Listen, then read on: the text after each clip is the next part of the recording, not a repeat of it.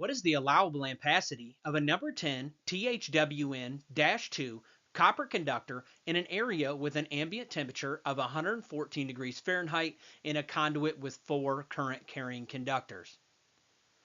The correct answer is 26 amps. We start out this question by heading to our primary ampacity table. We're first going to make sure that our insulation type of THWN-2 is listed in the 90-degree column of the copper side because we're dealing with copper. It is. So now we're going to go down and choose our starting ampacity, which in this case is 40 amps. Then we're going to head over to our bundling adjustment factor table. We're going to start on the left-hand side and find our number of conductors and come over and find our percentage in demand factor and percentage.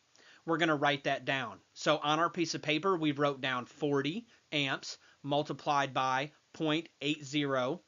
And then we're going to head over to our temperature correction factor table. We're going to mind whether we're Celsius or Fahrenheit. We're going to start in the Fahrenheit column, come down and find our temperature, and then be sure to come back to the 90 C column for that correction factor.